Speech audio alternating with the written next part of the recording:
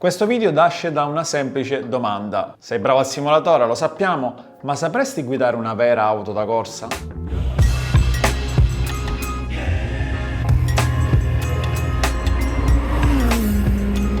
Bene, ho dovuto chiedere aiuto agli amici di Weekend Race e gli ho detto: ma avreste voglia di farmi provare una vera auto da corsa? E loro hanno detto: sì. Ok, dal sito si può scegliere la macchina, si può scegliere la pista, si possono scegliere quanti giri fare e tante altre cose, ma guardando il calendario dei loro eventi, la scelta ricadeva su due possibilità. O andare sul tracciato di Pergusa, nel quale ero stato a giugno per vedere la gara di Alberto con le Midget,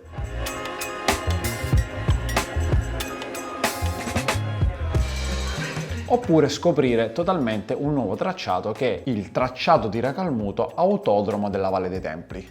Qui la sfida si fa ancora più ardua perché? Perché non solo non sono mai andato con un'auto da corsa in pista, ma non conosco neanche il tracciato. E qui chi ci viene d'aiuto? Quello.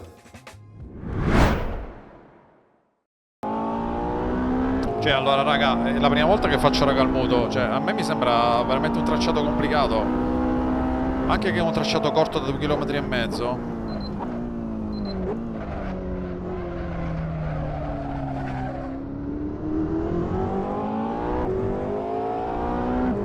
Queste irregolarità dell'asfalto.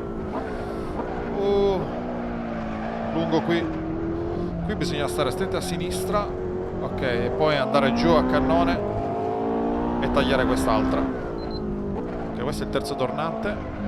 E qua inizia poi la parte in discesa. Ma è veramente figo questo tracciato. Un sacco di sali e scendi. Ecco, questa qua è una curva pazzesca secondo me, da brivido. Guarda qui. Poi parte la discesa. Chicane in discesa, ragazzi, con scollinamento. E qua si arriva all'ultima curva e bisogna lanciarsi bene sul rettilineo, quindi bisogna trovare una traiettoria corretta per lanciarsi bene. Minchia come parte. Ok, dai, dopo un po' di giri la pista l'ho imparata. Penso di essere pronto. Ancora prima di arrivare sul tracciato di Racalmuto si sentiva il suono delle auto che sfrecciavano sul rettilineo, ragazzi. E si può definire che quello è il suono della felicità. Proprio da lì parte l'esperienza, quando già stai per mettere un piede lì sul tracciato. Ma non vi aspettate che i ragazzi di Weekend Race vi vedono arrivare e vi danno le chiavi dell'auto, perché sono previsti alcuni passaggi obbligatori da fare prima che vi concedono di guidare auto da 240.000 euro. Vabbè, fase 1 semplicissima, si rilascia il documento, si rilascia il modulo prestampato, ci viene assegnato un cartellino da appiccicare sulla maglietta che a loro in pratica serve per gestire la nostra prenotazione, quindi quale auto dobbiamo guidare, quanti giri abbiamo prenotato e tutto il resto. La fase 2, ragazzi, è importantissima, il briefing. Anche noi nel sim racing, nel nostro piccolo, facciamo i briefing pre-gara e quindi avevo già questa familiarità nell'ascoltare qualcuno che ti spiega alcune cose. Tra l'altro molte le conoscevo proprio perché noi anche nel virtuale le facciamo. Però è sempre bello sentire qualcuno esperto che spiega cose che possono sembrare banali, ma in realtà non lo sono. Come ad esempio dove sono posizionati i coni sul tracciato. Cono a sinistra significa che la curva è a destra, cono a destra significa che bisogna aspettarsi una curva a sinistra. Il cono segna anche il limite della staccata, quindi ragazzi bisogna frenare prima dei coni che sono stati posizionati a bordo pista. Non bisogna prendere cordoli. E poi ragazzi si è parlato di fiducia. Effettivamente ragazzi, se ci pensate, la fiducia è importantissima. Immaginatevi che accanto a voi c'è una persona che non vi conosce assolutamente, ma che si deve fidare di voi in qualche modo e che può comandarvi solo con la voce, perché non è che ci sono, come a scuola guida, i controlli anche dall'altro lato. Quindi solo con la voce può darvi delle indicazioni. Cioè, sta cosa è follia, perché non so se siete mai saliti dietro con la motocicletta con qualcuno oppure a fianco a qualche pazzo con la macchina. Cioè, non c'è molto da fare. Se decidono di correre, potete solamente pregare. E quindi, ragazzi, è importantissimo ascoltare bene quello che hanno da dire. E poi, in ultimo, il briefing si conclude così: chi rompe paga e i cocci sono i suoi. Quindi, se prima pensavi di fare quello che volevi, un attimo, sapendo che la vettura costa 240.000 euro, un attimo ti ridimensioni. Ok, finito il briefing, bollino verde che ci viene assegnato, lo appiccichiamo sulla maglietta e si passa al giro di pista col transit. E ragazzi, quando il pilota del transit vi dice mettetevi le cinture, Mettetevi le cinture. Sì, perché ci fa vedere il giro di pista, ma corre in pratica più veloce di un pilota di Formula 1. No, e quindi a parte gli scherzi, ovviamente lui ti fa vedere come devi fare le traiettorie, siamo sempre su un transit, non è che andiamo tanto veloce, però già ti spiega il primo approccio di quello che poi sarà effettivamente il tuo giro di pista. Scesi dal transit, c'è quello che io chiamo la coda verso la gloria. In questa fase l'hype sale alle stelle perché ci mettiamo in fila e aspettiamo il nostro turno. E vi posso garantire che quando sarete chiamati il cuore inizierà a battere forte perché ci sono solamente 10 metri tra voi e la macchina che starete per guidare. E poi finalmente, ragazzi, si scende in pista. Ci siamo.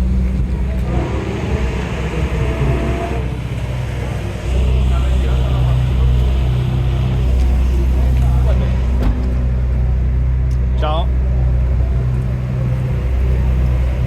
Non ce la faccio manco a parlare.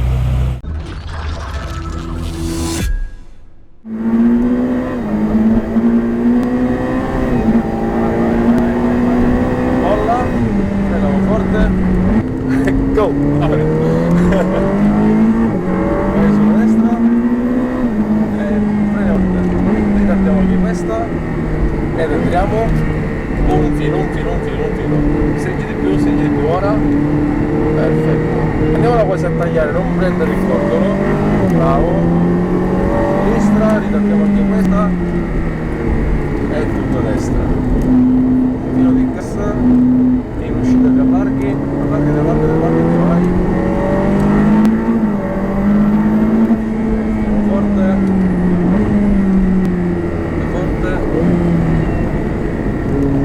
Lambo, ti posso sorpassare in uscita all'esterno. Andiamo. Vai. Forte. Destra. Destra e rientriamo in box. Bella? Grazie.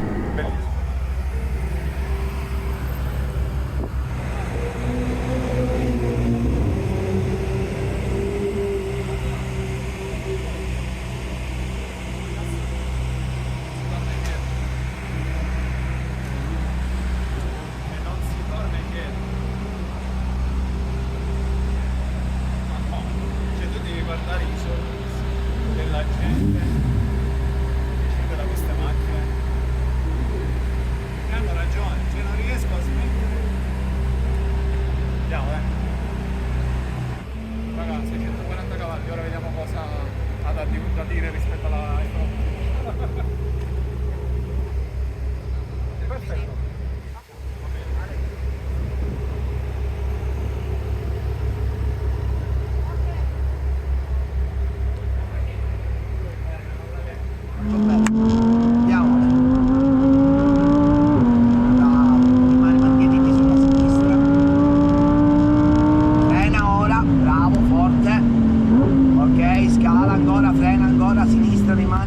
Vai.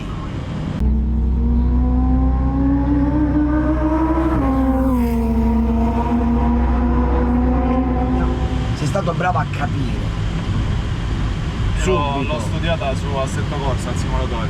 E ti sembrano fesserie, ma questi ti aiutano un casino. Cosa mi dici quindi se da uno che viene dal sim racing, come ti è parso sto? Assolutamente sì, valido? Assolutamente sì, doppia paletta. Fantastico. Cosa succede? Sì, similissimo, uguali, però nella pista ti rendi conto di alcune piccole correzioni. Tu l'hai fatto col simulatore?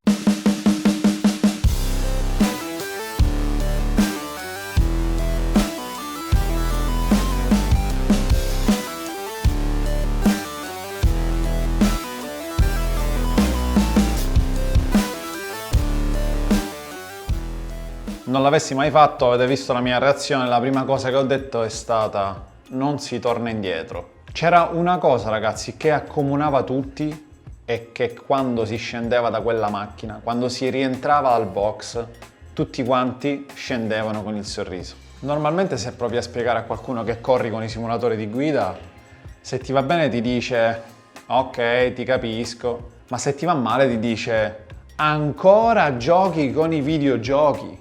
Vorrei dire che non è proprio così.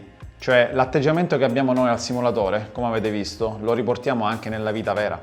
E quindi la maggior parte dei piloti che sa correre con i simulatori di guida, sa correre anche in pista. E oggi credo che l'abbiamo ampiamente dimostrato. E devo veramente ringraziare Weekend Race che mi ha permesso di fare questa esperienza per potervela raccontare. E devo dire, ragazzi, che l'esperienza mi è piaciuta tantissimo. Partendo proprio dal briefing, passando poi alla guida sul tracciato, ma anche il dopo, specialmente quando poi ho stampato questi 2 super ricordi che appenderò sicuramente nello studio. Qualora anche voi vogliate provare l'esperienza, sappiate che Weekend Race organizza eventi in tutta Italia, che come community abbiamo anche un codice sconto che magari vi lascio qui sotto in descrizione. Quindi ragazzi, i consigli che vi voglio dare sono questi. Innanzitutto 2 giri sono pochi. Secondo me il minimo per questa esperienza, per capirci qualcosa, sono 3 giri, ma più ne fate e meglio è. In secondo, allenatevi tantissimo al simulatore perché i riferimenti, come avete visto, sono più o meno quelli e prima l'istruttore capisce che siete capaci e che sapete guidare e prima si rilassa e vi lascia fare. Sempre con moderazione, eh? Bene ragazzuoli, spero che questa esperienza vi sia stata utile. Fatemi sapere se avete già provato Weekend Race o se avete intenzione di farlo e ve lo consiglio. E mi raccomando ragazzi, lasciate like, condividete e commentate perché la prossima volta chiedo a Weekend Race di farmi provare la Porsche GT3 a Pergusa per 10 giri. Ci vediamo in pista!